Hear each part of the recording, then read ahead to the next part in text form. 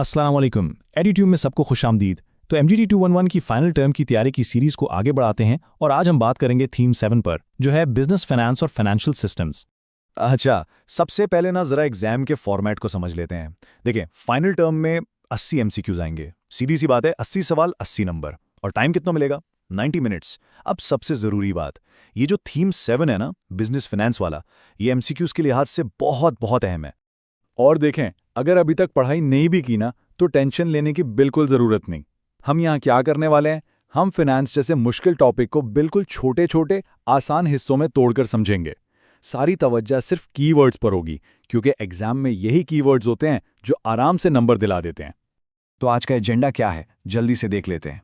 पहले समझेंगे कि बिजनेस फाइनेंस होता क्या है और क्यों ज़रूरी है। फिर देखेंगे कि पैसा कहाँ से आता है और कहाँ खर्च होता है। शॉर्ट टर्म और लॉन्ग टर्म फाइनेंसिंग में क्या फ़र्क है, पाकिस्तान की स्टॉक मार्केट कैसे काम करती है, फाइनेंस में आजकल क्या नया चल रहा है, और आखिर में अकाउंटिंग पर थोड़ी बात करके सब कुछ रिवाइज कर लेंगे। चलें जी, तो शुरू करते हैं अपने पहले हिस्से से, बिजनेस फाइनेंस और उसकी अहमियत। अब देखें, इसे कहते हैं बिजनेस की शहरग, यानी लाइफ ब्लड। क्यों कहते हैं? वजह बिल्कुल सादा सी है। बिजनेस फाइनेंस का मतलब है कारोबार में पैसों को ठीक से मैनेज करना, बस ताकि बिजनेस चलता रहे। तो बिजनेस फाइनेंस है क्या? सीधे लफ्ज़ों में ये कारोबार चलाने के लिए जो पैसा चाहिए होता है ना, उसका इंतज़ाम है। एक मिसाल से समझते हैं। फ़र्ज़ करें, लाहौर में किसी ने कपड़ों का एक ब्रांड शुरू किया है। अब उसे क्या क्या चाहिए? उसे सिलाई की मशीनें खरीदनी है, उसे अपने कारीगरों को तनख्वाहें देनी है, उसे अपनी मार्केटिंग करनी है। ये सारे काम करने के लिए जो पैसा मैनेज किया जाता है, वही बिजनेस फाइनेंस है। अच्छा, ये लाइन जो है ना, ये एग्जाम के लिए बहुत अहम है। इसको जहन में बिठा लें। फाइनेंस कारोबार की शहरग है। बिल्कुल वैसे ही जैसे इंसान खून के बगैर जिंदा नहीं रह सकता, कोई भी बिजनेस पैसे के बगैर नहीं चल सकता।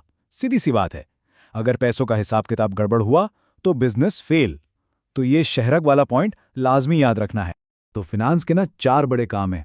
नंबर 1, ये नए बिजनेस को शुरू करने में मदद देता है, यानी स्टार्टअप्स को सपोर्ट करता है। नंबर 2, ये कैश फ्लो को मेंटेन रखता है, मतलब रोज के खर्चे पूरे होते रहते हैं। नंबर 3, ये बिजनेस को बड़ा होने में, यानी एक्सपेंशन में मदद करता है, जैसे नई ब्रांच खोलनी हो। और नंबर 4, जब किसी कंपनी के माली हालात अच्छे हों तो इन्वेस्टर्स खुद ब खुद इसकी तरफ आते हैं।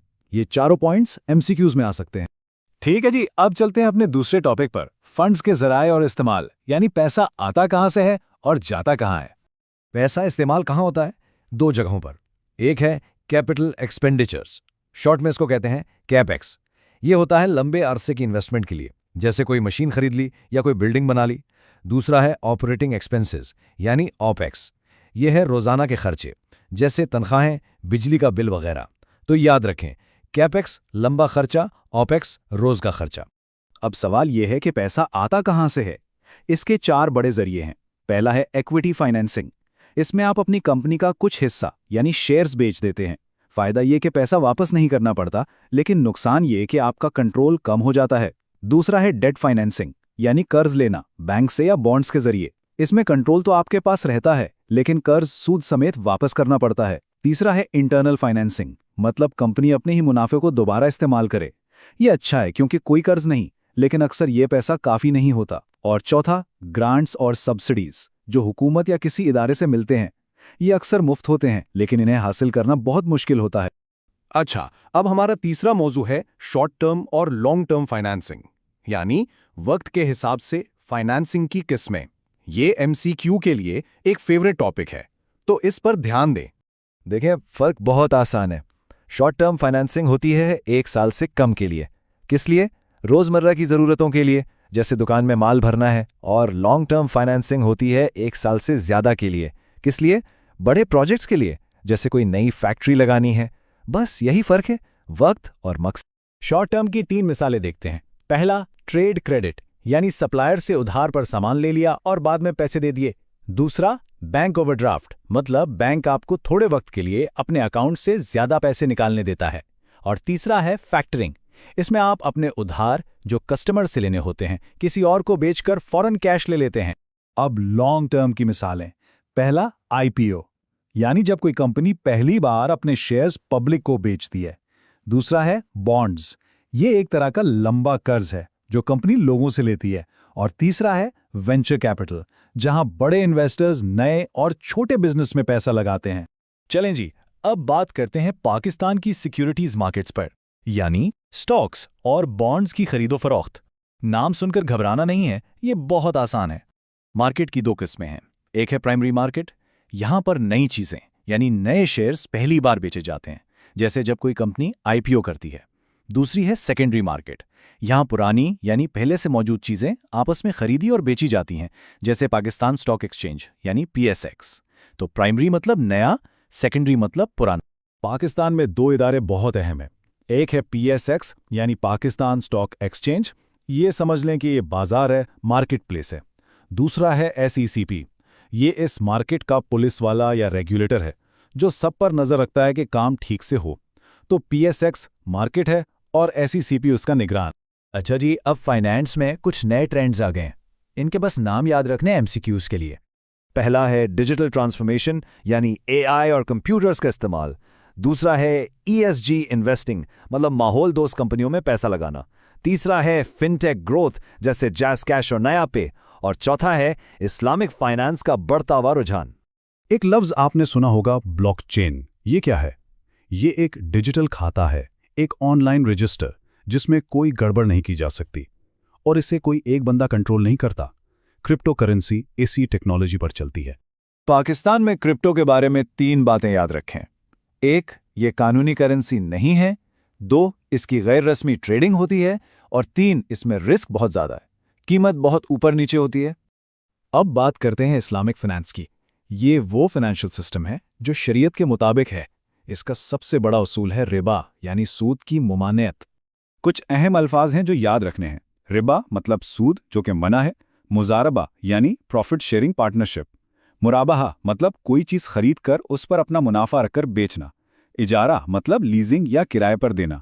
और मुशारका मतलब जॉइंट वेंचर यानी मिलकर काम करना। ये नाम एमसीक्यूज के लिए बहुत अहम। हमारा आखिरी टॉपिक है अकाउंटिंग। अकाउंटिंग को कहते हैं बिजनेस की जुबान। उसके बाद हम एक फाइनल रिवीजन करेंगे। अकाउंटिंग में 3 फाइनेंशियल स्टेटमेंट्स सबसे अहम हैं। इनके नाम याद कर लें। एक, बैलेंस शीट जो बताती है कि कंपनी के पास क्या है और उस पर क्या कर्ज है। दूसरी, इनकम स्टेटमेंट जो मुनाफा या नुकसान बताती है। और तीसरी, कैश फ्लो स्टेटमेंट जो कैश के आने जाने का हिसाब रखती है। बस ये 3 नाम याद रखने हैं। चलें जी, आप जल्दी से पूरे थीम की एक क्विक रिवीजन कर लेते हैं। एमसीक्यूज के लिए ये बहुत जरूरी है, ध्यान से सुनें। फंड्स के इस्तेमाल, कैपेक्स, लॉन्ग टर्म, ओपेक्स रोजाना के लिए। फंड्स के जराए, इक्विटी, डेट, इंटरनल और grants. Short term financing, trade credit, overdraft, factoring. Long term financing, IPOs, bonds, venture capital. Markets, primary नई सिक्योरिटीज के लिए, सेकेंडरी पुरानी के लिए। इदारे, PSX market, SECP regulator. Trends, digital, ESG, fintech और इस्लामिक फाइनेंस। ब्लॉकचेन क्या है? Decentralised laser. इस्लामिक फाइनेंस में क्या मना है? रिबा। अकाउंटिंग की 3 स्टेटमेंट्स कौन सी हैं? बैलेंस शीट, इनकम स्टेटमेंट और कैश फ्लो। तो बस याद रखें, थीम 7 से एमसीक्यूज में बहुत आसानी से नंबर लिए जा सकते हैं। आप लोग बेहतरी की तरफ जा रहे हैं, बस इसी तरह मेहनत करते रहें। आप सबके इम्तिहान के लिए बहुत सी नेक तमन्नाएं और मजीद तैयारी के लिए एड्यूट्यूब के साथ जुड़े रहें। अस्सलाम वालेकुम तमाम स्टूडेंट्स को एड्यूट्यूब में खुश आमदेद। तो आज हम MGT211 के फाइनल टर्म की तैयारी शुरू कर रहे हैं और हमारा फोकस एक बहुत ही अहम मौजू पर है, थीम 8 यानी आलमी कारोबारी मुकाबला। हाँ, मुझे मालूम है कि फाइनल इम्तिहानात का नाम सुनकर थोड़ी टेंशन हो जाती है, लेकिन बिल्कुल फिक्र न करें। हम इस मौजू को इतने आसान हिस्सों में तोड़कर पढ़ेंगे कि सब कुछ आराम से समझ आ जाएगा और इम्तिहान में अच्छे नंबर आएंगे। अच्छा, सबसे पहले तो ये समझ लें कि फाइनल इम्तिहान का पैटर्न क्या है। देखें, पेपर में होंगे 80 MCQs, हर MCQ का 1 नंबर यानी कुल 80 नंबर और टाइम मिलेगा 90 मिनट। अब सबसे ज़रूरी बात, ये जो थीम 8 है ना, इससे काफ़ी MCQs आते हैं और अच्छी खबर यह है कि ये नंबर लेना बहुत आसान है। बस इस सेशन को गौर से सुन लें और समझें कि ये नंबर आपके पक्के हैं। ठीक है, तो आज हम क्या क्या कवर करने वाले हैं? हमने इस पूरे थीम को छोटे छोटे हिस्सों में बांट दिया है ताकि समझने में आसानी हो। सबसे पहले हम देखेंगे कि आलमी तिजारत आखिर है क्या। फिर हम कुछ अहम नज़रियात पर बात करेंगे। उसके बाद तिजारत में आने वाली रुकावटों को समझेंगे। फिर उन रुकावटों को दूर करने की हिकमत अमली और MNCs के किरदार पर नज़र डालेंगे। इसके बाद आजकल के नए रुझानात क्या हैं वो देखेंगे और आखिर में सबसे अहम पूरे मौजू की दोहराई करेंगे इम्तिहान के लिए। तो चलें अपने पहले सेक्शन से आगाज करते हैं। सवाल बहुत सादा सा है कि आलमी तिजारत कहते किसको हैं। ये बिल्कुल बुनियादी चीज़ है और अगर ये समझ आ गई तो समझें पूरे थीम की बुनियाद बन जाएगी। आलमी तिजारत यानी ग्लोबल ट्रेड, इसका मतलब बहुत ही आसान है। जब दो अलग मुल्क आपस में चीजों या सर्विसेज का लेन देन करते हैं, मतलब खरीदते या बेचते हैं, तो बस इसी को आलमी तिजारत कहते हैं। बिल्कुल ऐसे जैसे हम बाजार से कोई चीज खरीदते हैं, फर्क सिर्फ इतना है कि यहां खरीदार एक मुल्क में है और बेचने वाला दूसरे मुल्क में। इससे होता क्या है, हर मुल्क को वो चीज बनाने का मौका मिलता है जिसमें वो माहिर है, जिसमें वो सबसे अच्छा है। आलमी तिजारत में दो लफ्ज बहुत अहम हैं, दारामदात और बरामदात। दारामदात यानी इंपोर्ट्स, वो चीज़ें हैं जो हम दूसरे ममालिक से खरीदते हैं। जैसे पाकिस्तान तेल और मशीनरी बाहर से मंगवाता है। इसके बिल्कुल उलट बरामदात यानी एक्सपोर्ट्स, वो चीज़ें हैं जो हम दूसरे ममालिक को बेचते हैं। मिसाल के तौर पर पाकिस्तान टेक्सटाइल और चावल बनाकर दूसरे ममालिक को फरोख्त करता है। तो सवाल ये पैदा होता है कि आलमी तिजारत इतनी ज़रूरी क्यों है। इसकी कुछ बड़ी वजाहत हैं। एक तो ये कि हमें यानी सारिफीन को ज़्यादा चीज़ें मिलती हैं चुनने के लिए।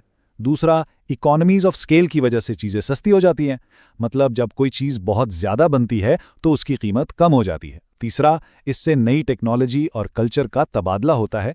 और चौथा, जो इम्तिहान के लिए बहुत अहम है, ये किसी भी मुल्क के तिजारती तवाज़न यानी ट्रेड बैलेंस पर असर डालती है। चले अब अपने दूसरे हिस्से की तरफ आते हैं, जो तिजारत के नज़रियात यानी थ्योरीज़ के बारे में है।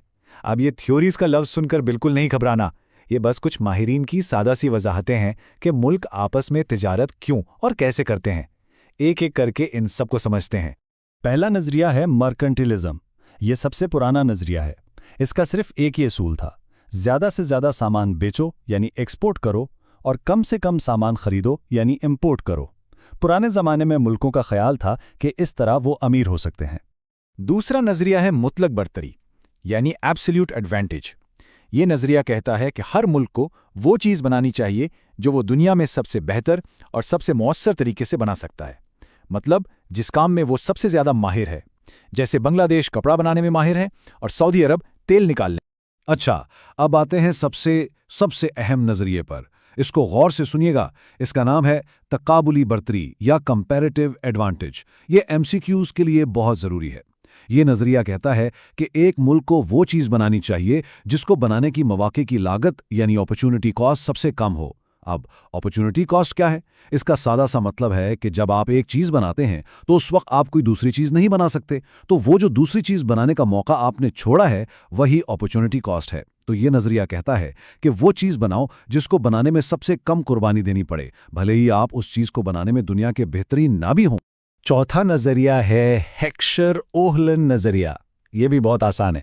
ये कहता है कि एक मुल्क वही चीज़ें बेचेगा जिनके वसाइल यानी रिसोर्सेज उसके पास ज़्यादा हैं। जैसे पाकिस्तान के पास मेहनती लोग ज़्यादा हैं तो हम टेक्सटाइल बेचते हैं। जर्मनी के पास पैसा और मशीनरी ज़्यादा है तो वो गाड़ियाँ और मशीनें बेचता है। पांचवा नज़रिया है पोर्टर का डायमंड मॉडल। ये मॉडल कहता है कि कोई सनत सिर्फ एक वजह से कामयाब नहीं होती, बल्कि 4 चीज़ें मिलकर उसे कामयाब बनाती हैं। इसकी सबसे अच्छी मिसाल जापान की गाड़ियों की इंडस्ट्री है, जो कई वजूहात की बिना पर दुनिया भर में मशहूर है। और छठा नज़रिया है ग्रेविटी मॉडल। ये एक नया और दिलचस्प नज़रिया है। जैसे कशिश शकल में बड़ी चीज़ें छोटी चीज़ों को अपनी तरफ खींचती हैं, वैसे ही तिजारत में बड़ी मईशतें और जो मुल्क जोग्राफियाई तौर पर करीब होते हैं वो आपस में ज़्यादा तिजारत करते हैं। इसकी मिसाल यूरोपीय ममालिक हैं जो आपस में बहुत ज़्यादा तिजारत करते हैं। अच्छा, अगर तिजारत इतनी ही फ़ायदामंद है तो फिर सारे मुल्क खुलकर तिजारत क्यों नहीं करते? वजह यह है कि तिजारत के रास्ते में कुछ रुकावटें यानी बैरियर्स होती हैं। आइए अब इन रुकावटों को समझते हैं जो आलमी तिजारत को मुश्किल बनाती हैं। तिजारती रुकावटों की कई किस्में हैं। पहली हैं टैरिफ और कोटा, जो बाहर से आने वाली चीज़ों पर टैक्स या मिकदार की पाबंदी होती हैं। दूसरी हैं सब्सिडी, जो हुकूमत अपनी मकामी कंपनियों को मदद के लिए देती है। फिर आती हैं टेक्निकल रुकावटें यानी सख्त कानून। और आखिर में सियासी और सकाफती इख्तिलाफात भी तिजारत को मुश्किल बना सकते हैं। ये सारे नाम MCQs के लिए बहुत अहम हैं। पाकिस्तान को आलमी तिजारत में कुछ खास मुश्किलात का भी सामना है। एक तो है हमारी करेंसी की कदर में कमी, जिसकी वजह से हमारे लिए बाहर से चीज़ें खरीदना महंगा हो जाता है। और दूसरा है इलाकाई कशीदगी, जिससे पड़ोसी मुल्कों के साथ तिजारत करना मुश्किल हो जाता है। तो इन रुकावटों पर काबू पाने और तिजारत को बढ़ाने के लिए मुल्क क्या हिकमत अमली यानी स्ट्रैटेजीज अपनाते हैं, और इसमें बड़ी बैनुल-अक़वामी कंपनियों यानी MNCs का क्या किरदार है? आइए इस हिस्से में ये समझते हैं। तिजारत बढ़ाने के लिए कई तरीके इस्तेमाल होते हैं, जैसे दूसरे मुल्कों से तिजारती मुआहदे करना, जैसा कि पाकिस्तान और चीन का आज़ाद तिजारती मुआहदा है। अपने इंफ्रास्ट्रक्चर जैसे सड़कों और बंदरगाहों को बेहतर बनाना, जिसकी मिसाल सीपैक है। डिजिटल प्लेटफॉर्म्स जैसे दराज और अलीबाबा का इस्तेमाल करना, और अपनी बरामदात को बढ़ाने के लिए मराद देना। अब बात करते हैं MNCs की। MNC का मतलब है मल्टीनेशनल कॉरपोरेशन। ये वो बड़ी कंपनियां हैं जो सिर्फ अपने मुल्क में नहीं बल्कि दुनिया के बहुत से मुल्कों में काम करती हैं। इनमें से कई नामों को तो आप जानते ही होंगे, जैसे एप्पल, यूनिलीवर और नेस्ले। MNCs के कुछ फ़ायदे भी हैं और कुछ नुकसानात भी। पहले मुस्बत पहलू देखते हैं। ये जिस मुल्क में जाती हैं वहाँ नौकरियां पैदा करती हैं, नई टेक्नोलॉजी लाती हैं और इंफ्रास्ट्रक्चर को बेहतर बनाती हैं। अब मनफी पहलुओं पर नज़र डालते हैं। ये अपना मुनाफा मुल्क से बाहर ले जाती हैं, माहौल को नुकसान पहुंचा सकती हैं और छोटी मकामी कंपनियों के लिए मुकाबला बहुत सख्त कर देती हैं।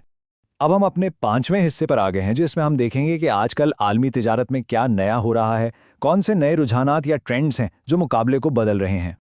आजकल आलमी तिजारत में 5 बड़े रुझानात नजर आ रहे हैं। पहला, डिजिटल टेक्नोलॉजी का इस्तेमाल, जैसे ई-कॉमर्स और आर्टिफिशियल इंटेलिजेंस। दूसरा, पायदारी यानी माहौल दोस्त तरीकों को अपनाना। तीसरा, सप्लाई चेन को लचकदार बनाना। चौथा, बड़ी मईशतों के दरमियान तिजारती जंगें। और पांचवां, मुकामी सकाफत के मुताबिक मसनूआत को ढालना, जैसे मैकडॉनल्ड्स का हलाल मेन्यू। बहुत अच्छा, हमने इस मौजू के तमाम अहम हिस्सों को समझ लिया है। अब हम सबसे अहम हिस्से की तरफ बढ़ रहे हैं, जो है आपके इम्तिहान के लिए आखिरी दोहराई। इन नुकात को अच्छी तरह अपने जहन में बिठा लें। चलें अब एक जल्दी से हतमी दोहराई करते ताकि सब कुछ जहन में बैठ जाए। पहली चीज़, तिजारती नज़रियात।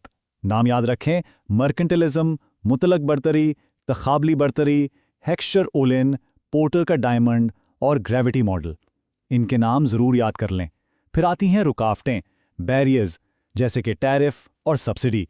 फिर हिकमत अमली, जैसे तिजारती मुआहदे और डिजिटल तिजारत। फिर MNCs, उनके मुस्बत पॉइंट्स जैसे नौकरियां और मनफी पॉइंट्स जैसे मुनाफा बाहर ले जाना। और आखिर में नए रुझानात, डिजिटल पायदारी। बस ये अहम नुकात हैं, इनको 2-3 दफ़ा ज़रूर पढ़ लेना है। याद रखें, थीम 8 से नंबर हासिल करना बहुत आसान है और मुझे उम्मीद है कि इस सेशन के बाद आप काफ़ी पुरएतमाद महसूस कर रहे होंगे। आपकी तैयारी बिल्कुल सही सिमत में जा रही है। अपने फाइनल इम्तिहान की मुकम्मल तैयारी के लिए एडुट्यूब को देखते रहें। आपके इम्तिहान के लिए नेक ख्वाहिशात। एडुट्यूब में सबको खुश आमदीद। हम MGT211 के फाइनल टर्म एग्जाम की तैयारी कर रहे हैं और आज हमारा फोकस है थीम 9 पर, जिसमें हम IT, ई-कॉमर्स और रिस्क मैनेजमेंट जैसे अहम टॉपिक्स को कवर करेंगे। अच्छा, तो सबसे पहले एग्जाम के फॉर्मेट को समझ लेते हैं।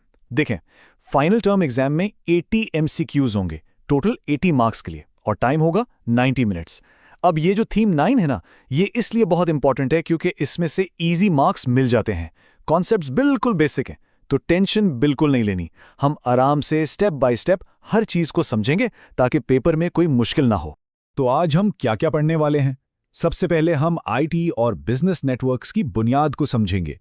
उसके बाद मैनेजमेंट इंफॉर्मेशन सिस्टम्स पर बात होगी। फिर ई-कॉमर्स और उसके टूल्स को देखेंगे और पाकिस्तान में इसकी क्या सूरत हाल है। इसके बाद बिजनेस में रिस्क और इंश्योरेंस की अहमियत को जानेंगे और बिल्कुल आखिर में कुछ नए ट्रेंड्स पर बात करके पूरे थीम की एक अच्छी सी रिवीजन करेंगे। चलें शुरू करते हैं अपने पहले सेक्शन से, IT और बिजनेस नेटवर्क्स। ये समझ लें कि आजकल के दौर में किसी भी बिजनेस की यही बुनियाद है, बिल्कुल एक बिल्डिंग के फाउंडेशन की तरह। तो इंफॉर्मेशन टेक्नोलॉजी यानी IT आखिर है क्या? बहुत ही आसान लफ्जों में IT का मतलब है हार्डवेयर, सॉफ्टवेयर, नेटवर्क्स और डेटा सिस्टम्स को इस्तेमाल करना, ताकि कोई भी बिजनेस तेजी से, बेहतर तरीके से और पूरी दुनिया में काम कर सके। ये बिजनेस के लिए एक मॉडर्न टूल की तरह है। तो सवाल यह है कि IT आखिर बिजनेस की मदद करती कैसे? देखें, इसके कई फायदे हैं। सबसे पहला, कम्युनिकेशन, जैसे हम जूम मीटिंग्स करते हैं। दूसरा, ऑटोमेशन यानी काम को खुद ब खुद करना, इसके लिए ERP सिस्टम्स होते हैं, SAP जैसे। फिर आता है डेटा एनालिटिक्स, मतलब डेटा को समझकर बिजनेस के लिए फायदेमंद मालूमात निकालना, इसके लिए पावर BI जैसे टूल्स हैं। कस्टमर एक्सपीरियंस को बेहतर बनाना भी IT का काम है, इसके लिए CRM सिस्टम्स यूज होते हैं। ई-कॉमर्स तो सब जानते ही हैं, शॉपिफाई, दराज, ये सब IT की वजह से ही है। और हाँ, सबसे ज़रूरी साइबर सिक्योरिटी यानी ऑनलाइन हिफाजत फायरवॉल्स के जरिए। जैसे मिसाल के तौर पर पाकिस्तान की एक टेक्सटाइल फर्म ने ERP यूज करके अपना वेस्ट 20% कम किया। तो ये सारे पॉइंट्स इनमें से MCQ बन सकता है, इसलिए इनको अच्छे से याद रखें। अच्छा, अब आते हैं कंप्यूटर नेटवर्क पर। ये क्या चीज़ है? ये भी बहुत सिंपल सा कॉन्सेप्ट है। कंप्यूटर नेटवर्क असल में आपस में जुड़े हुए कंप्यूटर्स और डिवाइसेस का एक ग्रुप होता है जो एक दूसरे के साथ डेटा और रिसोर्सेज जैसे कि प्रिंटर शेयर कर सकते हैं। आप इसको इंफॉर्मेशन के लिए एक डिजिटल हाईवे समझ सकते हैं। नेटवर्क्स की 3 बुनियादी किस्में हैं जो एग्जाम के लिए ज़रूरी है। पहली है LAN यानी लोकल एरिया नेटवर्क। जैसे कि नाम से जाहिर है, ये एक छोटे इलाके जैसे एक ऑफिस की बिल्डिंग में काम करता है। दूसरी है WAN यानी वाइड एरिया नेटवर्क। ये बड़े इलाकों को कवर करता है, जैसे एक शहर से दूसरे शहर तक ब्रांचेस को जोड़ना। जैसे एक पाकिस्तानी रिटेल चेन ने अपनी सारी ब्रांचेस का सेल्स डेटा एक जगह जमा करने के लिए WAN का इस्तेमाल किया। और तीसरी है VPN वर्चुअल प्राइवेट नेटवर्क। ये एम्प्लॉयज़ को घर से ऑफिस के नेटवर्क तक महफूज रसाई देता है। याद रखें, LAN, WAN और VPN। तो हमने ये तो देख लिया कि नेटवर्क्स डेटा को कैसे कनेक्ट करते हैं। अब देखते हैं कि इस डेटा को बेहतर फैसले करने के लिए कैसे इस्तेमाल किया जाता है। और यहाँ से हमारा दूसरा सेक्शन शुरू होता है, मैनेजमेंट इंफॉर्मेशन सिस्टम्स यानी MIS। मैनेजमेंट इंफॉर्मेशन सिस्टम या MIS क्या है? सोचें, ये एक ऐसा सिस्टम है जो बिजनेस से डेटा जमा करता है, उसको प्रोसेस करता है और फिर उसका एनालिसिस करके ऐसी रिपोर्ट्स बनाता है जो मैनेजर्स को आसान और अच्छे फैसले करने में मदद दें। बस इतना याद रखें, MIS का असल मकसद ही बेहतर डिसीजन मेकिंग है। ये पॉइंट एग्जाम के लिए बहुत अहम। हर MIS की 4 बुनियादी हिस्से होते हैं, हार्डवेयर, सॉफ्टवेयर, डेटा और प्रोसेसेस। इसकी आम मिसालें क्या हैं? जैसे किसी यूनिवर्सिटी में स्टूडेंट्स के एनरोलमेंट को ट्रैक करना या एक लॉजिस्टिक्स कंपनी का अपनी गाड़ियों के लिए सबसे बेहतर राउट निकालना। लेकिन हाँ, इसको लगाना आसान नहीं। इसकी लागत यानी कॉस्ट बहुत ज़्यादा हो सकती है और अक्सर एम्प्लॉयज़ नए सिस्टम को अपनाने से घबराते हैं। अच्छा, जब कोई बिजनेस IT, नेटवर्क्स और MIS जैसी टेक्नोलॉजी को इस्तेमाल करके इंटरनेट पर चीज़ें बेचना शुरू करता है तो उसको हम कहते हैं ई-कॉमर्स। तो चलें अपने तीसरे सेक्शन में इसे डिटेल से समझते हैं। ई-कॉमर्स की तारीफ यानी डेफिनेशन बिल्कुल सीधी सादी है। इंटरनेट को इस्तेमाल करते हुए चीज़ों और सर्विसेज की खरीदो फरोख्त को ई-कॉमर्स कहते हैं। सिंपल। ई-कॉमर्स के 3 मॉडल्स हैं जो अक्सर MCQs में आते हैं। इनको ज़रूर याद कर लें। पहला है B2C यानी बिजनेस टू कंज्यूमर। इसमें कंपनी डायरेक्ट आम कस्टमर को सामान बेचती है, जैसे कि दराज। दूसरा है B2B यानी बिजनेस टू बिजनेस। इसमें एक बिजनेस दूसरे बिजनेस को सामान बेचता है, जैसे अलीबाबा। और तीसरा है C2C यानी कंज्यूमर टू कंज्यूमर। यहाँ एक आम यूजर दूसरे यूजर को चीजें बेचता है, जैसे OLX पर होता है। B2C, B2B और C2C। एक कामयाब ई-कॉमर्स बिजनेस के लिए कुछ चीज़ें लाजमी होती हैं, जैसे कि डिजिटल प्लेटफॉर्म्स यानी वेबसाइट या ऐप जैसे शॉपिफाई। फिर आते हैं पेमेंट सिस्टम्स, ऑनलाइन पेमेंट के लिए जैसे जैज़ कैश और इजी पैसा। उसके बाद लॉजिस्टिक्स, सामान को कस्टमर तक पहुंचाने का निज़ाम जैसे दराज एक्सप्रेस। और आखिर में डिजिटल मार्केटिंग यानी ऑनलाइन प्रमोशन, जिसमें SEO और इंस्टाग्राम मार्केटिंग शामिल हैं। SEO का मतलब है कि आपकी वेबसाइट गूगल सर्च में ऊपर नजर आए। इसकी एक बेहतरीन मिसाल प्राइस OA की कामयाबी है। चलें अब अपनी बातचीत को पाकिस्तान पर फोकस करते हैं। हमारा चौथा सेक्शन है पाकिस्तान में ई-कॉमर्स की ग्रोथ, उसके लोकल ड्राइवर्स और इसको कौन सी मुश्किलात का सामना है। पाकिस्तान में ई-कॉमर्स क्यों तेजी से बढ़ रहा है? इसके पीछे कुछ बड़ी वजूहात हैं। मोबाइल फोन्स का बहुत ज़्यादा इस्तेमाल, नौजवानों की बड़ी आबादी और हुकूमत की डिजिटल पाकिस्तान पॉलिसी। लेकिन कुछ रुकावटें भी हैं। सबसे बड़ी मुश्किल है कैश ऑन डिलीवरी का ट्रेंड। लोग ऑनलाइन पेमेंट के बजाय कैश देना पसंद करते हैं। इसके अलावा देही इलाकों में सामान पहुंचाने का निज़ाम यानी लॉजिस्टिक्स अभी भी कमज़ोर है। इस बात को और आसान करने के लिए आए पाकिस्तान से ही कुछ कामयाब मिसालें देखते हैं, जैसे कि दराज जो बड़ी बड़ी सेल्स के साथ मार्केट लीडर है, बाइकिया जिसने शहरों के अंदर सामान पहुंचाने का मसला हल किया, और प्राइसोए जो मोबाइल फ़ोन जैसी एक मखसूस मार्केट में बहुत कामयाब हुआ। लेकिन देखें, बिजनेस चलाने में चाहे वो ऑनलाइन हो या ऑफलाइन, हमेशा खतरात यानी रिस्क्स तो रहते हैं। तो अब हम सेक्शन 5 में इन्हीं रिस्क्स और उनसे बचाव यानी अपने बिजनेस को प्रोटेक्ट करने के तरीकों पर बात करेंगे। आमतौर पर बिजनेस को 4 किस्म के बड़े रिस्क का सामना होता है। पहला है ऑपरेशनल रिस्क, यानी रोजमर्रा के कामों में रुकावट, जैसे सप्लाई चेन में देर हो जाना। दूसरा है फाइनेंशियल रिस्क, यानी पैसे का नुकसान, जैसे करेंसी की वैल्यू बदल जाना। फिर है स्ट्रेटेजिक रिस्क, यानी बिजनेस प्लान का फेल होना, जैसे मार्केट में नए कॉम्पिटिटर्स का आ जाना। और आखिरी है साइबर सिक्योरिटी रिस्क, यानी ऑनलाइन डेटा का चोरी हो जाना। इन रिस्क से निपटने के अमल को कहते हैं रिस्क मैनेजमेंट, और इसके 5 स्टेप्स हैं। ये तरतीब एग्जाम के लिए बहुत अहम है। पहला, रिस्क को पहचानो। दूसरा, रिस्क को आंको कि वो कितना बड़ा है। तीसरा, रिस्क को कंट्रोल करने के लिए इकदामात करो। चौथा, रिस्क को ट्रांसफर कर दो, और इसका सबसे अच्छा तरीका है इंश्योरेंस। और पांचवा, उस रिस्क पर मुसलसल नजर रखो। फॉर एग्जाम्पल, कराची के एक मैन्युफैक्चरर ने जुबली इंश्योरेंस से अपने एसेट्स की इंश्योरेंस करवाकर रिस्क ट्रांसफर किया। इंश्योरेंस की भी कई किस्में हैं, लेकिन 3 सबसे आम हैं। प्रॉपर्टी इंश्योरेंस, जो आपके फिजिकल एसेट्स जैसे बिल्डिंग या फैक्ट्री को नुकसान से बचाती है। लायबिलिटी इंश्योरेंस, जो किसी कानूनी मुकदमे की सूरत में आपकी हिफाजत करती है। और साइबर इंश्योरेंस, जो आजकल बहुत ज़रूरी है। ये डेटा ब्रीच या साइबर अटैक से होने वाले नुकसान को कवर करती है।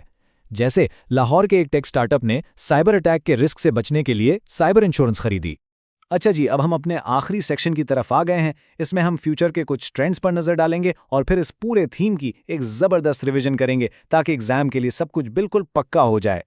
मुस्तकबिल के कुछ अहम ट्रेंड्स जो MCQs में पूछे जा सकते हैं, इनमें शामिल हैं ई-कॉमर्स में AI चैटबॉट्स का इस्तेमाल, ग्रीन लॉजिस्टिक्स यानी एनवायरनमेंट फ्रेंडली डिलीवरी जैसे इलेक्ट्रिक गाड़ियाँ, और सप्लाई चेन सिक्योरिटी के लिए ब्लॉकचेन टेक्नोलॉजी।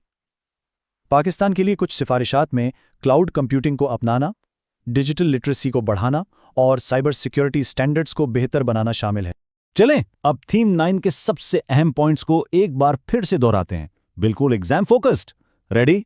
अच्छा, हमने IT से शुरू किया था। याद रखें, IT बिजनेस को कम्युनिकेशन, ऑटोमेशन और डेटा से बेहतर बनाती है। फिर हमने 3 नेटवर्क्स पढ़े। लैन, जो लोकल यानी एक ऑफिस के लिए, वैन, जो वाइड एरिया यानी मुख्तलिफ शहरों को जोड़ता है, और VPN, जो सिक्योर रिमोट एक्सेस के लिए है। उसके बाद हमने MIS को समझा, जो डेटा की बुनियाद पर मैनेजर्स को फैसले करने में मदद देता है। अब आते हैं ई-कॉमर्स पे। इसकी 3 किस्में याद है ना, B2C, B2B और C2C। पाकिस्तान में ई-कॉमर्स नौजवान आबादी और मोबाइल फोन्स की वजह से बढ़ रहा है, लेकिन कैश ऑन डिलीवरी एक चैलेंज है। फिर हमने बिजनेस रिस्क की 4 किस्में पढ़ी, ऑपरेशनल, फाइनेंशियल, स्ट्रेटेजिक और साइबर, और उनसे निपटने के 5 steps, identify, assess, control, transfer and monitor. इन सब पॉइंट्स को अच्छे से याद कर लें। देखें, अब आप काफ़ी हद तक तैयार हैं। थीम 9 से आसान MCQs मार्क्स मिल सकते हैं। बस इसी तरह मेहनत करते रहें और इंशाल्लाह आप ज़रूर कामयाब होंगे।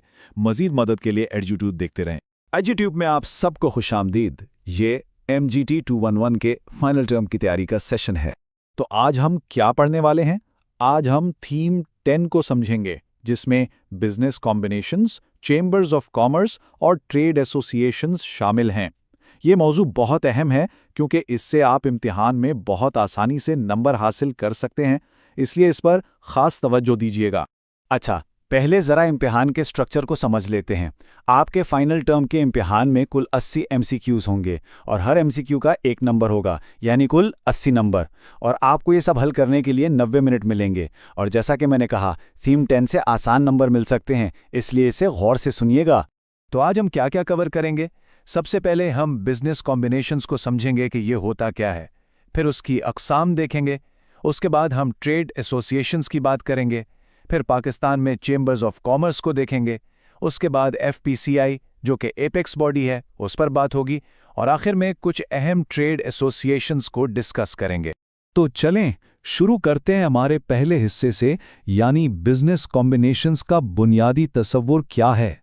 अब सवाल यह है कि बिजनेस कॉम्बिनेशन होता क्या है। बहुत ही आसान लफ्जों में, जब 2 या 2 से ज़्यादा बिजनेस यानी कारोबारी इदारे मिलकर एक हो जाते हैं तो इसको हम कहते हैं बिजनेस कॉम्बिनेशन। बिल्कुल सिंपल सी बात है। लेकिन बिजनेसेस आखिर मिलते क्यों हैं? इसकी कुछ खास वजूहात हैं। पहली वजह है इकोनॉमीज ऑफ स्केल, यानी जब बड़े पैमाने पर काम करते हैं तो खर्चा कम हो जाता है। दूसरी वजह है मार्केट एक्सपेंशन, यानी नई मार्केट्स तक पहुंचना। तीसरी है कॉम्पिटिटिव एडवांटेज, यानी मुकाबले में आगे निकलना।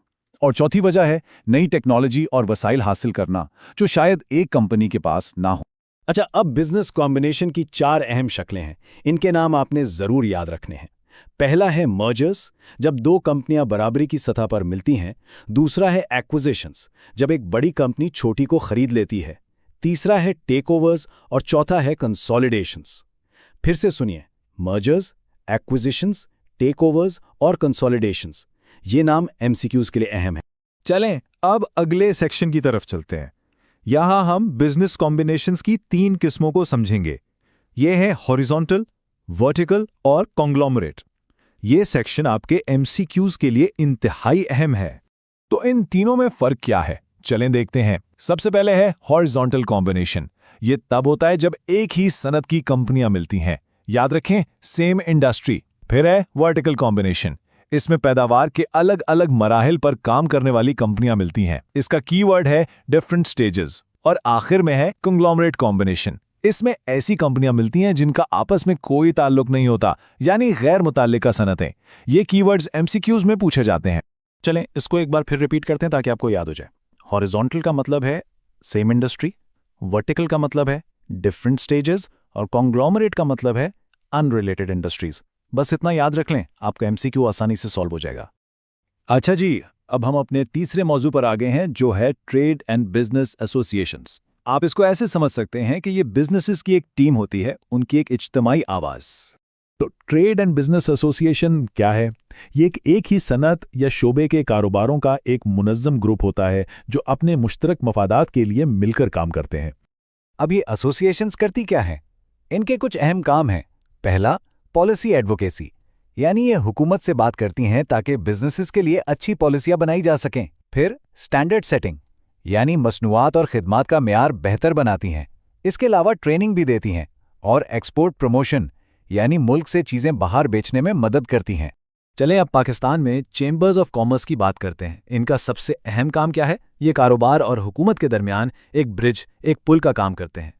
तो ये चैम्बर्स ऑफ कॉमर्स होते क्या हैं? ये नॉन गवर्नमेंटल बॉडीज़ हैं, यानी गैर सरकारी इदारे जो अपने इलाके के कारोबारी मफादात की नुमाइंदगी करते हैं।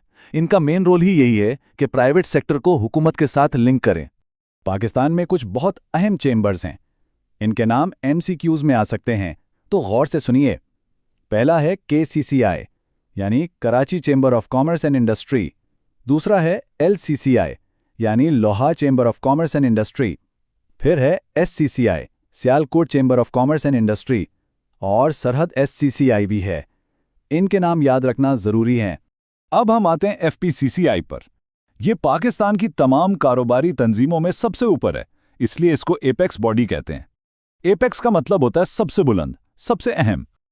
ये साल 1950 आपने हर हाल में याद रखना है। ये इम्तिहान के लिए बहुत अहम है। Federation of Pakistan chambers of commerce and industry, यानी एफपीसीसीआई, सन 1950 में कायम हुई थी।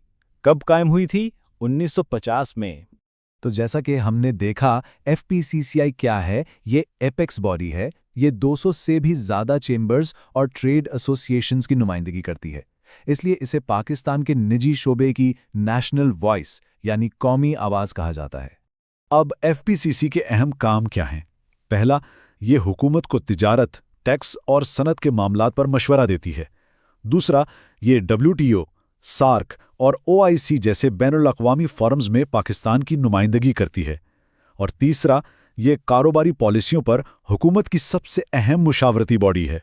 ठीक है, अब हम कुछ अहम ट्रेड एसोसिएशंस को देखेंगे जो पाकिस्तान में मखसूस शोबों जैसे टेक्सटाइल, ऑटो और आईटी को सपोर्ट करती हैं।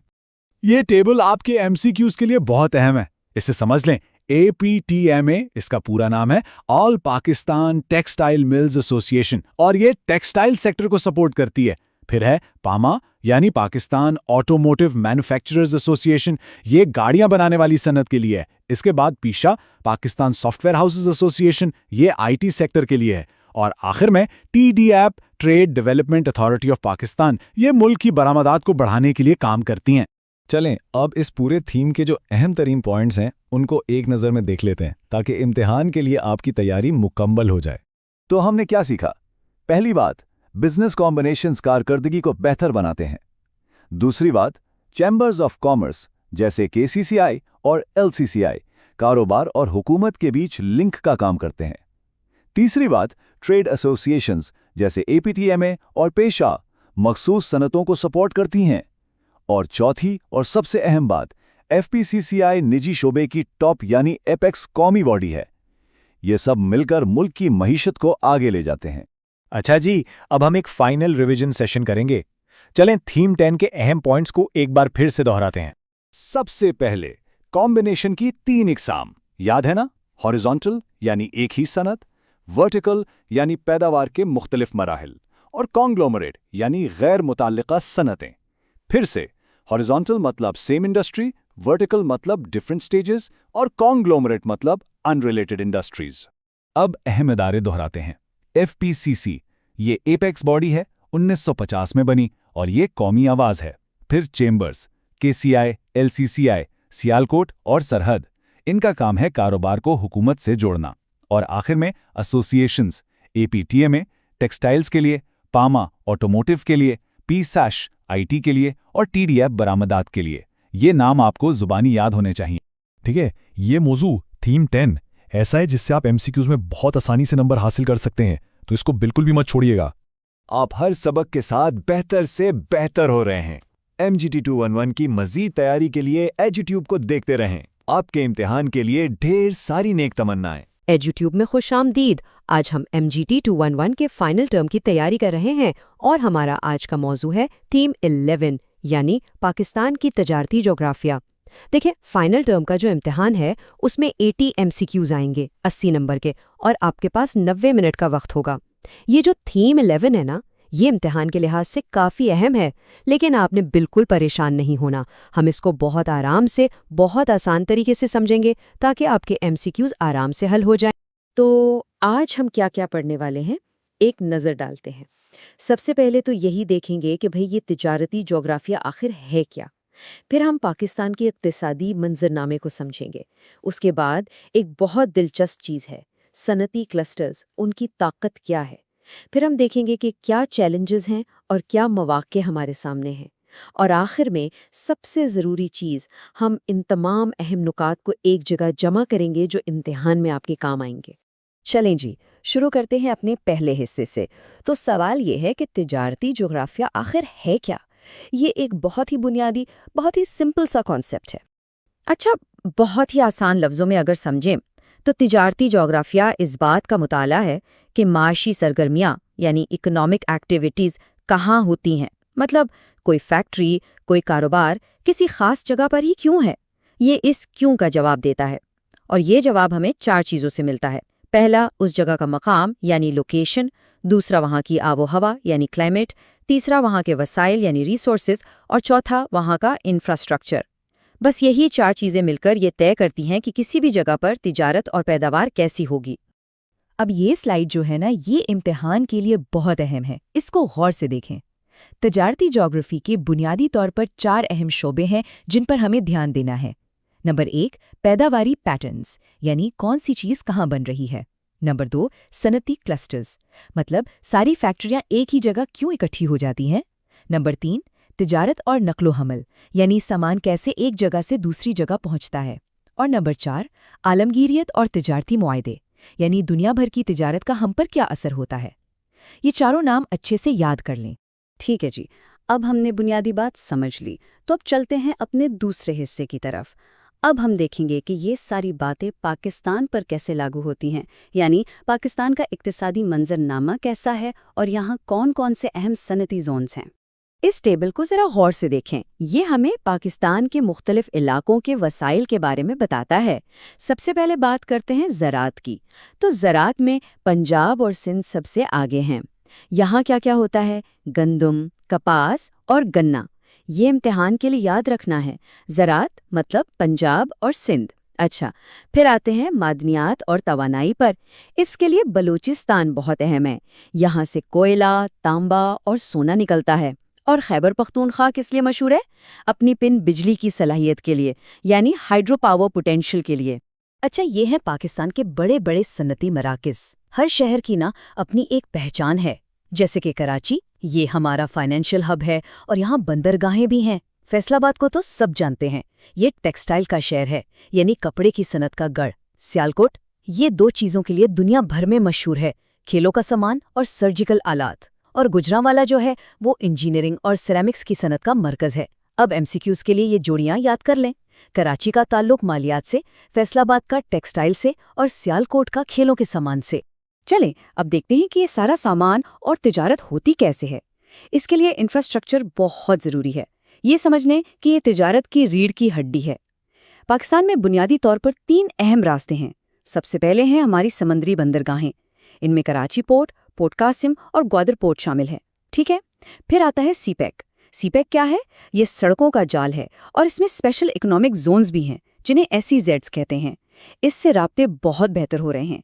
और तीसरी चीज़ है खुश्क बंदरगाहें या ड्राई पोर्ट्स। जैसे सियालकोट ड्राई पोर्ट है, ये उन शहरों को बंदरगाह से जोड़ती हैं जो समुंदर पर नहीं हैं। अच्छा जी, हमारा अगला टॉपिक है सनती क्लस्टर्स। ये एक बहुत ही अहम कॉन्सेप्ट है और इम्तिहान में इससे सवाल आने का काफ़ी इम्कान है। तो आइए ज़रा तफसील से समझते हैं कि ये आखिर होता क्या है। तो सनती क्लस्टर का मतलब बहुत सादा है। उसका मतलब है कि जब एक ही जैसी बहुत सारी कंपनियां और फैक्ट्रियां एक ही इलाके में जमा हो जाएं, जब ये सब एक जगह पर होते हैं ना, तो इससे 2 फायदे होते हैं। एक तो उनकी पैदावारियत बढ़ जाती है और दूसरा उनमें जिद्दत आती है, यानी वो नई नई चीज़ें बनाते हैं, वो एक दूसरे की मदद भी करते हैं, जिससे सबका भला होता है। ये लिस्ट बहुत अहम है। इसमें पाकिस्तान के मशहूर सनती क्लस्टर्स हैं। इसको लाजमी याद करना है। देखें, सियालकोट का क्लस्टर किस चीज़ का है? सर्जिकल आलात और खेलों के सामान का। वजीराबाद ये कटलरी के लिए मशहूर है, यानी चाकू छुरियों के लिए। फैसलाबाद हम पहले भी पढ़ चुके हैं, टेक्सटाइल का क्लस्टर है। हैदराबाद में शीशे की चूड़ियाँ बनती हैं और एग्रो प्रोसेसिंग होती है। और चिन्योट ये अपने लकड़ी के फर्नीचर के लिए मशहूर है। तो हर शहर और उसकी खास प्रोडक्ट ये आपको याद होनी चाहिए। सियालकोट के क्लस्टर की एक बहुत ही खास बात है, ये इतना कामयाब हुआ कि वहाँ के लोगों ने, वहाँ के ताजरों ने मिलकर अपना खुद का इंफ्रास्ट्रक्चर बना लिया। यहाँ तक कि उन्होंने अपना ज़ाती इंटरनेशनल एयरपोर्ट भी बना लिया। ये एक ज़बरदस्त मिसाल है कि एक मजबूत क्लस्टर क्या कुछ हासिल कर सकता है। ये पॉइंट भी याद रखने वाला है। चलें अब आगे बढ़ते हैं और देखते हैं कि पाकिस्तान की मईशत के सामने क्या मुश्किलात हैं, क्या चैलेंजेस हैं और उनके साथ साथ क्या मौके भी मौजूद हैं।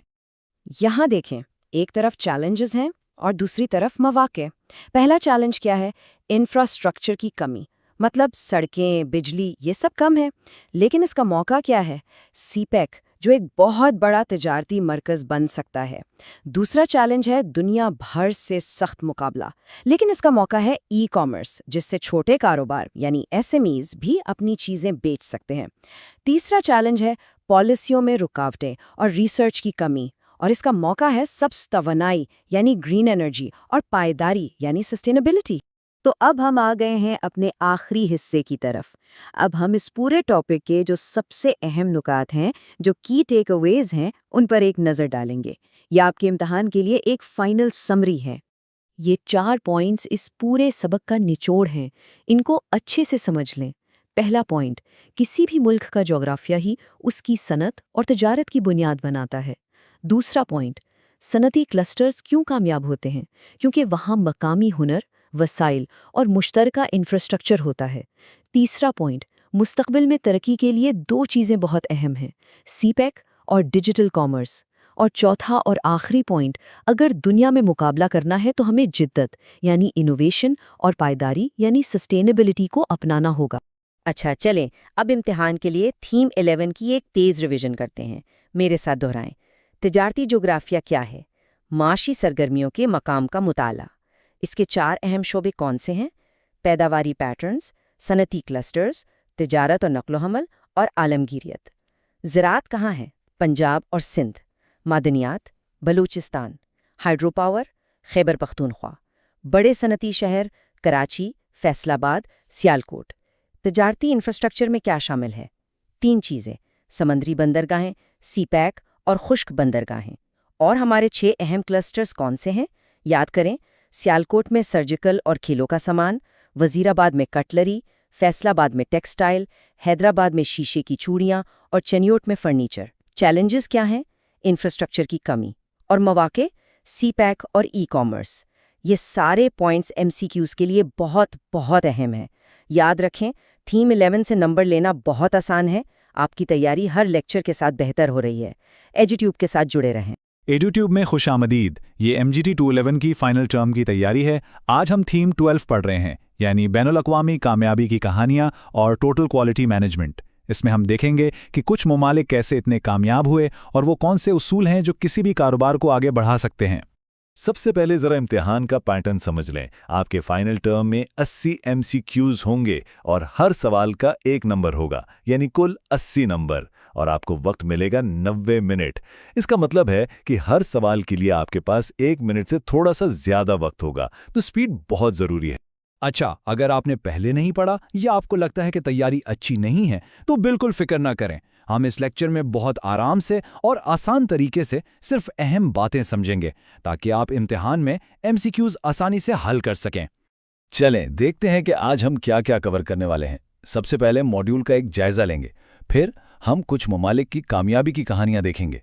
इसके बाद हम टोटल क्वालिटी मैनेजमेंट को समझेंगे, जिसे TQM भी कहते हैं। फिर देखेंगे कि पाकिस्तान इन कहानियों से क्या सीख सकता है, और आखिर में MCQs के लिए एक तेज रिवीजन करेंगे। तो चलें शुरू करते हैं हमारे पहले सेक्शन से, मॉड्यूल का एक जायजा। देखते हैं कि इस थीम में असल में है क्या। इस थीम में हम बुनियादी तौर पर 4 चीज़ें समझेंगे। पहली, कि 5 ममालिक माशी तौर पर इतने मजबूत कैसे बने। दूसरी बात, उनकी कामयाबी में मनसूबाबंदी, नई सोच और क्वालिटी का क्या किरदार था। तीसरी, ये टोटल क्वालिटी मैनेजमेंट या TQM क्या चीज़ है। और आखिर में इन सबसे पाकिस्तान के लिए क्या सबक हैं। अब आते हैं सबसे दिलचस्प हिस्से पर, बैनुल-अक़वामी कामयाबी की कहानियां। ये कहानियां हैं कि कौमें कैसे बड़ी बनती हैं। हम 5 ममालिक को देखेंगे और शुरुआत करते हैं जापान से। सोचें, दूसरी जंगे अजीम के बाद जापान बिल्कुल तबाह हो चुका था, तो उन्होंने ऐसा क्या किया कि वो एक माशी ताकत बन गए। राज था हुकूमत और इंडस्ट्री के ताउन में, जिसको मिटी नामी एक इदारा चलाता था। उन्होंने 2 जबरदस्त आइडियाज पर काम किया। एक था काइज़ेन, जिसका मतलब है मुसलसल बेहतरी, यानी हर रोज हर काम में छोटी छोटी बेहतरियां लाना। और दूसरा था जस्ट इन टाइम या JIT, जिसका मतलब था भाई फजूल में सामान बनाकर गोदाम में नहीं रखना, जब जरूरत हो तब बनाओ, इससे खर्चा कम होता है। टोयोटा और सोनी जैसी कंपनियों ने इसी तरह काम करके दुनिया पर राज किया। जर्मनी की कहानी भी कुछ ऐसी ही है। जंग के बाद मार्शल प्लान से उनको अमेरिका से मदद मिली, लेकिन उनकी असल ताकत उनका सिस्टम था। एक तो उनका डुअल एजुकेशन सिस्टम, जिसमें नौजवान पढ़ते भी हैं और साथ साथ फैक्ट्री में काम भी सीखते हैं। इससे बहुत हुनरमंद लोग तैयार होते हैं। और दूसरा मिडिल स्टैंड। ये जर्मनी की छोटी और दरमियानी कंपनियां हैं जो किसी एक चीज़ में माहिर होती हैं। ये इनकी मईशत की जान है। इसी वजह से आज BMW और सीमेंस जैसी कंपनियां दुनिया में सबसे आगे हैं। अब जरा जनूबी कोरिया को देखें। कुछ दहाइयों पहले ये गरीब मुल्क था, आज ये एक टेक्नोलॉजी पावर है। कैसे? इनकी स्ट्रैटेजी थी एक्सपोर्ट, यानी चीजें बनाकर बाहर बेचना। उनकी कामयाबी के पीछे 6 बोल्स का बड़ा हाथ था। ये क्या है? ये बड़े बड़े खानदानी कारोबारी ग्रुप हैं, जैसे सैमसंग और हियोंडे। हुकूमत ने इनकी बहुत मदद की और साथ में तालीम और रिसर्च पर बहुत पैसा लगाया, और नतीजा आज आपके सामने है। ताइवान की कहानी तो बिल्कुल सीधी है। सेमीकंडक्टर्स, ये वो चिप्स हैं जो आपके फ़ोन, कंप्यूटर, हर इलेक्ट्रॉनिक चीज़ में लगी होती हैं। उन्होंने एक्सपोर्ट प्रोसेसिंग जोन्स बनाए ताकि बाहर सामान भेजना आसान हो, और हेंशू साइंस पार्क जैसे इदारे बनाए। उनका सारा फोकस हुनरमंद इंजीनियर्स पैदा करने पर था, और आज नतीजा ये है कि दुनिया की 60% से ज़्यादा चिप्स ताइवान बनाता है। सिंगापुर की कहानी सबसे अलग है। क्यों? क्योंकि उनके पास कोई कुदरती वसाइल नहीं थे, न तेल न गैस। तो वो कैसे कामयाब हुए? अपनी पॉलिसियों की वजह से। उन्होंने कारोबार के लिए बेहतरीन माहौल बनाया, टैक्स कम रखे और करप्शन को ख़त्म कर दिया। अपनी लोकेशन का फ़ायदा उठाया और दुनिया की बेहतरीन बंदरगाह और एयरपोर्ट बनाया। तालीम और नई टेक्नोलॉजी पर पैसा लगाया, और आज सिंगापुर फिनेंस और टेक्नोलॉजी का एक बहुत बड़ा मरकज़ है। अच्छा, इन तमाम ममालिक की कहानियों में एक चीज़ मुश्तरक थी, क्वालिटी पर बहुत ज़्यादा जोर। तो अब हम इसी क्वालिटी के निज़ाम को समझेंगे, जिसे कहते हैं टोटल क्वालिटी मैनेजमेंट या TQM। ये सिर्फ एक लफ्ज़ नहीं, बल्कि कामयाबी का एक पूरा सिस्टम है। तो ये TQM है क्या भला? बहुत आसान लफ्ज़ों में ये सोचने का एक तरीका है कि क्वालिटी सिर्फ एक डिपार्टमेंट की नहीं, बल्कि कंपनी में काम करने वाले हर शख्स की जिम्मेदारी है। चाहे वो सबसे बड़ा मैनेजर हो या सबसे छोटा वर्कर, हर कोई क्वालिटी के लिए जिम्मेदार है। TQM के 4 बुनियादी उसूल हैं और ये इम्तिहान के लिए बहुत अहम है, इनको अच्छी तरह याद कर लें। पहला, कस्टमर फोकस, यानी हर काम ग्राहक को जहन में रखकर करना है। दूसरा, कॉन्टिन्यूस इंप्रूवमेंट, जिसे हमने जापान के केस में काइजन भी कहा था, यानी हमेशा बेहतरी की कोशिश करते रहना। तीसरा, एम्प्लॉय इन्वॉल्वमेंट, यानी हर मुलाजिम को बेहतरी के अमल में शामिल करना। और चौथा, डेटा बेस्ड डिसीजंस, यानी फैसले अंदाजों पर नहीं बल्कि डेटा और हकायक पर करना। चलें देखते हैं कि कंपनियां इसे असल में इस्तेमाल कैसे करती हैं। टोयोटा GIT इस्तेमाल करता है, सैमसंग 6 सिग्मा जैसा तरीका इस्तेमाल करता है ताकि गलतियां कम से कम हों। और ये सिर्फ बड़ी कंपनियों के लिए नहीं है, छोटे कारोबार भी अपने काम के तरीके को बेहतर बनाकर और ग्राहकों से फीडबैक लेकर TQM इस्तेमाल कर सकते हैं। अब ये समझना ज़रूरी है कि TQM के लिए टूल्स क्या हैं और उसके फ़वाइद क्या हैं। इसके 3 मशहूर टूल्स हैं: PDCA साइकिल, बेंचमार्किंग यानी दूसरी अच्छी कंपनियों से सीखना, और क्वालिटी सर्कल्स। और जब आप ये टूल्स इस्तेमाल करते हैं तो फ़ायदे क्या मिलते हैं? 3 बड़े फ़ायदे हैं। आपके ग्राहक खुश होते हैं, आपका खर्चा कम होता है और आप मुकाबले में मजबूत हो जाते हैं। अच्छा, हमने ये सब कुछ पढ़ लिया। अब सवाल यह है कि पाकिस्तान इससे क्या सीख सकता है। तो चलें अपने चौथे हिस्से की तरफ, पाकिस्तान के लिए असबाक। इन कामयाब ममालिक से पाकिस्तान 4 अहम बातें सीख सकता है। पहली, जापान की तरह हुकूमत और सनत को मिलकर काम करना होगा। दूसरी, जनूबी कोरिया की तरह तालीम और रिसर्च पर पैसा लगाना होगा। तीसरी, ताइवान की तरह अपनी एक्सपोर्ट्स पर तवज्जो देनी होगी। और चौथी बात, अपनी बड़ी सनतों जैसे टेक्सटाइल, ज़राअत और टेक्नोलॉजी में TQM यानी क्वालिटी के उसूलों को अपनाना होगा। तो खुलासा क्या निकला? बात बहुत सादा है। अच्छी मनसूबाबंदी, नई सोच और बेहतरीन क्वालिटी, यही कामयाबी की चाबी है। ये इस पूरे थीम का निचोड़ है। चलें जी, अब जल्दी से पूरे थीम की दोहराई कर लेते हैं, खास तौर पे MCQs के लिए। जो कुछ पढ़ा है उसे पक्का कर लेते हैं। याद रखें, जापान के साथ आपने जोड़ना है MIT, काइजन और JIT। Germany, Marshall plan, dual education और मिडल स्टैंड। जनूबी कोरिया, चेबोल्स, एक्सपोर्ट और R&D। ताइवान के लिए याद रखें EPZ, सिंचू पार्क और सेमीकंडक्टर्स। और सिंगापुर के लिए प्रो बिजनेस, स्ट्रैटेजिक पोर्ट और स्मार्ट नेशन। ये अल्फाज इम्तिहान के लिए बहुत अहम। और अब TQM, इसके 4 उसूल: ग्राहक पर तवज्जो, मुसलसल बेहतरी, मुलाजमीन की शमूलियत और डेटा पर मबनी फैसले। 3 टूल्स, PDCA साइकिल, बेंचमार्किंग और क्वालिटी सर्कल्स। और 3 फायदे, बेहतर कस्टमर, कम लागत और मजबूत मुकाबला। इनको अच्छी तरह से याद कर लें। याद रखें, आप कदम ब कदम बेहतर हो रहे हैं। थोड़ी सी तैयारी भी ना करने से कहीं बेहतर है। आपकी ये मेहनत ज़रूर काम आएगी। मज़ीद लेक्चर्स के लिए एड्यूट्यूब देखते रहें। आपकी पढ़ाई के लिए बहुत सारी नेक तमन्नाएं। अल्लाह हाफिज़। तो एड्यूट्यूब में आप सबको खुशामदीद। ये है MGT211 फाइनल टर्म की तैयारी, और आज हम अपने क्रैश कोर्स के बिल्कुल आखिरी लेक्चर पर हैं। आखिरी मंजिल। हमारा आज का मौजू है थीम 13 यानी बिजनेस आइडियाज। वो आते कहां से हैं और उन्हें पेश कैसे किया जाता है। चलें इस आखिरी लेकिन बहुत अहम बात को मिलकर बहुत आसानी से समझते हैं। अच्छा, फाइनल इम्तिहान से पहले कुछ ज़रूरी बातें जहन में रख लें। आपके सामने 80 MCQs होंगे, हर सवाल का 1 नंबर यानी कुल 80 नंबर, और वक्त होगा 90 मिनट। अब ये जो थीम 13 है ना, ये सारा इस बारे में है कि बिजनेस के लिए नए आइडियाज़ कैसे सोचे जाते हैं और फिर उन्हें लोगों के सामने पेश कैसे किया जाता है। मुझे अंदाज़ा है कि ये टॉपिक्स जैसे फ्रेमवर्क्स और पिचिंग शायद कुछ लोगों को मुश्किल लगते हों, खास तौर पर अगर सेमेस्टर में ज़्यादा पढ़ाई नहीं की। लेकिन आपने बिल्कुल फिक्र नहीं करनी।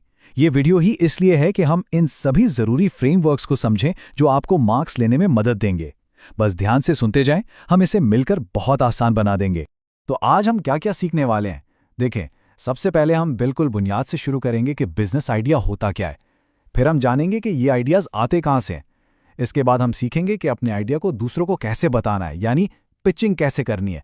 चौथा हिस्सा सबसे अहम है, जिसमें हम इम्तिहान में आने वाले खास फ्रेमवर्क्स पर बात करेंगे। फिर कुछ मिसालें देखेंगे और आखिर में एक तेज सी रिविजन करेंगे ताकि सब कुछ जहन में बैठ जाए। चले जी, तो शुरू करते हैं हमारे पहले हिस्से से। बिजनेस आइडिया आखिर है क्या? देखें, किसी भी बड़ी इमारत के लिए उसकी बुनियाद का मजबूत होना बहुत ज़रूरी है। तो हम भी बिल्कुल बेसिक से शुरू करेंगे ताकि इम्तिहान के लिए आपके सारे कॉन्सेप्ट्स एकदम क्लियर हो जाएं। बहुत ही आसान लफ्ज़ों में, बिजनेस आइडिया सिर्फ एक सोच है, एक ऐसा ख्याल किसी प्रोडक्ट या सर्विस के बारे में जिसमें 2 चीज़ें लाजमी हों। पहली, वो लोगों के किसी मसले को हल करे, और दूसरी, वो पैसा कमाने की सलाहियत रखता हो। बस ये 2 बातें याद रखें, कोई मसला हल हो और पैसा बने। मिसाल के तौर पर लोगों को एक जगह से दूसरी जगह जाना मुश्किल लगता था, ये एक मसला था, तो सवारी की सर्विस का आइडिया आया जिसने मसला भी हल किया और पैसे भी कमाए। अगर इन दोनों में से एक भी चीज ना हो तो वो एक अच्छा बिजनेस आइडिया नहीं है।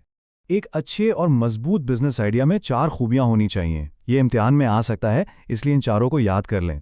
पहली खूबी प्रॉब्लम सॉल्विंग, क्या ये वाकई किसी मसले का हल है।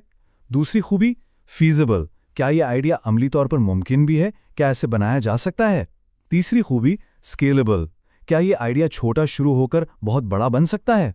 और चौथी खूबी इनोवेटिव, क्या ये नया है या पुरानी चीज़ों से कुछ बेहतर है। तो क्या है वो 4 चीज़ें? प्रॉब्लम सॉल्विंग, फीजिबल, स्केलेबल और इनोवेटिव। ठीक है, तो अब हमें ये तो पता चल गया कि एक अच्छा आइडिया कैसा होता है, लेकिन सवाल ये है कि ये आइडियाज आते कहाँ से हैं। इस सेक्शन में हम 2 बहुत ही अहम थ्योरीज को समझेंगे जो आपके MCQs के लिए इंतहाई जरूरी हैं। एक है अफेक्चुएशन थ्योरी और दूसरी है ड्रकर के जराए। पहली थ्योरी है इफेक्चुएशन। ये असल में सोचने का एक तरीका है जो ज्यादातर कामयाब कारोबारी लोग इस्तेमाल करते हैं। ये आम सोच से थोड़ा उलट है। आमतौर पर लोग पहले एक बड़ा मकसद बनाते हैं और फिर उसे हासिल करने के वसाइल ढूंढते हैं। लेकिन इफेक्चुएशन में आप पहले देखते हैं कि आपके पास है क्या, आपके पास क्या हुनर है, क्या वसाइल हैं, आप किन लोगों को जानते हैं। फिर आप सोचते हैं कि इन चीज़ों को इस्तेमाल करके क्या बनाया जा सकता है। तो आसान लफ्ज़ों में इफेक्चुएशन का मतलब है इससे शुरू करो जो तुम्हारे पास है। इफेक्चुएशन के 5 उसूल हैं। ये आपके इम्तिहान के लिए बहुत अहम है, इन्हें अच्छे से याद कर लें।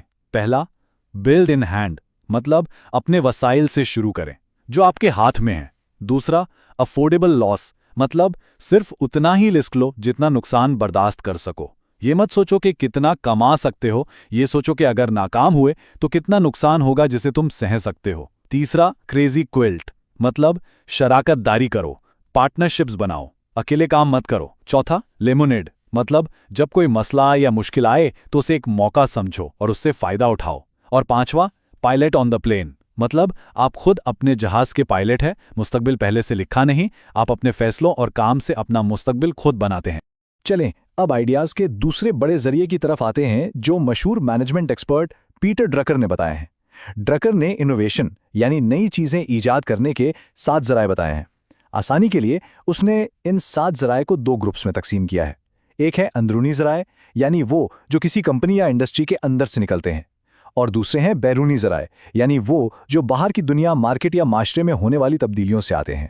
तो ये हैं ड्रकर के वो 7 जराए। अंदरूनी जराए में 4 चीज़ें हैं।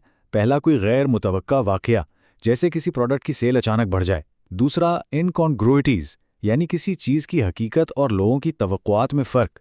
तीसरा, प्रोसेस की ज़रूरत, यानी किसी काम को करने के लिए एक बेहतर तरीके की तलाश। और चौथा, इंडस्ट्री में कोई बड़ी तब्दीली। और बैरूनी ज़राए में 3 चीज़ें हैं। पांचवां, डेमोग्राफिक्स, यानी आबादी में तब्दीली। छठा, लोगों की सोच और तासुरात में तब्दीली। और सातवां, कोई नया इल्म या नई साइंसी ईजाद। ये लिस्ट MCQs के लिए बहुत अहम है, इसे ज़रूर याद कर लें। ठीक है जी, तो अब आपके पास एक आइडिया आ गया है, लेकिन सिर्फ आइडिया होना ही काफ़ी नहीं है। अब अगला कदम है इस आइडिया को दूसरों तक पहुंचाना, उन्हें कायल करना, और इसी अमल को पिचिंग कहते हैं। तो चलते हैं हमारे तीसरे हिस्से की तरफ, अपने आइडिया को पिच कैसे करें। पिचिंग की बुनियादी तौर पर 3 किस्में होती हैं। इनके नाम और मकसद इम्तिहान में पूछे जा सकते हैं। पहली है एलिवेटर पिच। ये बहुत ही मुख्तसर होती है, सिर्फ 30 सेकंड या 1 मिनट की। इसका मकसद सिर्फ किसी की तवज्जो हासिल करना और दिलचस्पी पैदा करना है। दूसरी है इन्वेस्टर पिच। ये लंबी और तफसीली होती है। इसका मकसद सरमायाकारों से पैसे यानी फंडिंग हासिल करना होता है। और तीसरी है कस्टमर पिच। ये ग्राहक को दी जाती है और इसका मकसद अपनी प्रोडक्ट या सर्विस बेचना होता है। तो याद रखें, एलिवेटर पिच, इन्वेस्टर पिच और कस्टमर पिच। जब आप किसी इन्वेस्टर को पिच करते हैं तो आप अक्सर एक प्रेजेंटेशन इस्तेमाल करते हैं जिसे पिच डेक कहा जाता है। इसमें कुछ चीज़ें लाजमी होनी चाहिए। सबसे पहले मसला क्या है और आपका हल क्या है। फिर मार्केट कितनी बड़ी है, आपका बिजनेस मॉडल क्या है, यानी आप पैसे कैसे कमाएंगे। फिर आता है ट्रैक्शन, यानी आपके पास क्या सबूत है कि आपका आइडिया काम कर रहा है। और आखिर में दी आस्क, यानी आपको कितने पैसे चाहिए और आप उन पैसों का क्या करेंगे। अच्छा जी, अब हम आ गए हैं इस लेक्चर के सबसे ज्यादा अहम हिस्से पर, की फ्रेमवर्क्स। ये वो मॉडल्स हैं जिन पर MCQs बनने के सबसे ज्यादा चांसेस हैं। तो अब अपनी पूरी तवज्जो यहां पर रखें। पहला और सबसे जरूरी फ्रेमवर्क है ABC। इसे याद रखने का आसान तरीका यह है कि इसे एक कहानी समझे। एन से नीड यानी ग्राहक की ज़रूरत क्या है, मसला क्या है, ये कहानी की शुरुआत है। ए से अप्रोच यानी आपका हल क्या है, ये कहानी का हीरो है। बी से बेनिफिट्स यानी आपके हल से ग्राहक को क्या फ़ायदा होगा, ये कहानी का नतीजा है। और सी से कंपटीशन यानी मार्केट में और कौन है और आप उनसे बेहतर क्यों हैं। Need, approach, benefits, competition, NABC, इसे जहन में बिठा लें। हमारा अगला फ्रेमवर्क है बिजनेस मॉडल कैनवस, जिसे हम शॉर्ट में BMC कहते हैं। ये एक बहुत ही जबरदस्त टूल है। आप यूं समझ लें कि ये आपके पूरे बिजनेस का नक्शा है जो सिर्फ एक सफ़े पर आ जाता है। इससे आपको एक ही नज़र में पता चल जाता है कि आपके बिजनेस के सारे हिस्से आपस में कैसे काम कर रहे हैं। बिजनेस मॉडल कैनवस में ये 8 बुनियादी ब्लॉक्स होते हैं। चलें नेटफ्लिक्स की मिसाल से उन्हें जल्दी से समझते हैं। पहला, कस्टमर सेगमेंट्स, आपके ग्राहक कौन हैं? नेटफ्लिक्स के लिए वो लोग जो घर पर तफरीह चाहते हैं। दूसरा, वैल्यू प्रोपोजिशन, आप उन्हें क्या खास चीज दे रहे हैं, जब चाहो जो चाहो देखो। तीसरा, चैनल्स, आप उन तक पहुंचते कैसे हैं, वेबसाइट और एप्स के जरिए। चौथा, रेवेन्यू स्ट्रीम्स, पैसा कहां से आता है, माहाना सब्सक्रिप्शन फीस से।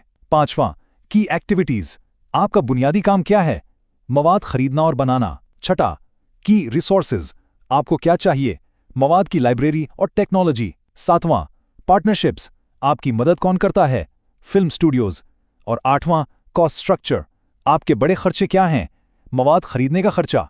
थ्योरी और फ्रेमवर्क्स को समझने का सबसे अच्छा तरीका मिसालों से सीखना है। तो चलते हैं हमारे 5वें हिस्से की तरफ, जहां हम कुछ दुनिया की मशहूर मिसालों और पाकिस्तान के चंद बड़े बिजनेस लीडर्स को देखेंगे। दुनिया बदल देने वाले कुछ आइडियाज देखें। एडिसन की बिजली, फोर्ड की असेंबली लाइन जिसने गाड़ियां आम कर दी, एप्पल के स्मार्टफोन्स और अमेजॉन की क्लाउड कंप्यूटिंग। इन सब में मुश्तरक क्या था? 3 चीजें। उन्होंने बहुत बड़े मसाइल हल किए, वो आलमी सतह पर फैले और उन्होंने नई टेक्नोलॉजी को अपनाया। पाकिस्तान में भी बहुत बड़े नाम हैं, जैसे मियां मोहम्मद मंशा, सैयद बाबर अली, मोनिस रहमान और सीमा अजीज। इन सब की कामयाबियों से जो सबक मिलता है वो ये है कि इनके पास एक बड़ा विजन था, उन्होंने मुश्किलात का डटकर मुकाबला किया और उन्होंने मुकामी मार्केट की ज़रूरियात को समझा। और अब हमारे इस क्रैश कोर्स का आखिरी और सबसे अहम हिस्सा, फाइनल रिवीजन। यहाँ हम वो सब कुछ दोहराएंगे जो हमने पढ़ा है, ख़ास तौर पर MCQs के नुक्ताए नज़र से, ताकि आप इम्तिहान के लिए मुकम्मल तौर पर तैयार हों। चलें अब एक तेज़ रफ्तार रिवीजन करते हैं। एक अच्छे आइडिया की कितनी खूबियां हैं? 4, इफेक्चुएशन की कितने उसूल हैं? 5, ड्रकर के इनोवेशन की कितने ज़राए हैं? 7, पिच की कितनी किस्में हैं? 3, NABC फ्रेमवर्क के कितने हिस्से हैं? 4, और बिजनेस मॉडल कैनवस में कितने ब्लॉक्स हैं? 8, इन नंबर्स को और इनसे जुड़ी लिस्ट को अच्छी तरह याद कर लें। अच्छा, इन सब चीज़ों को सिर्फ इम्तिहान के लिए रट्टा ना लगाएं, इन्हें समझने के लिए अमली तौर पर इस्तेमाल करें। आज ही अपने इर्द गिर्द कोई मसला तलाश करें, फिर एक कागज़ पर BMC बनाकर इसका हल सोचें और फिर अपने किसी दोस्त को ABC फ्रेमवर्क इस्तेमाल करते हुए अपना वो आइडिया पिच करें। यकीन करें, इस तरह आपको ये हमेशा के लिए याद हो जाएगा। और इसी के साथ आपने MGT211 का हमारा ये क्रैश कोर्स मुकम्मल कर लिया है। थीम 13 मुश्किल नहीं है। अगर आपको ये फ्रेमवर्क्स याद हैं तो आप बहुत आसानी से नंबर हासिल कर सकते हैं। मुझे पूरा यकीन है कि आप अब फाइनल टर्म के लिए तैयार हैं। मेरी तरफ से आप सबके लिए बहुत बहुत नेक ख्वाहिशात। अच्छा पर्चा दीजिएगा। एड्यूट्यूब देखते रहें और सीखते रहें। अल्लाह हाफिज। EduTube, where blockchain becomes easy to understand.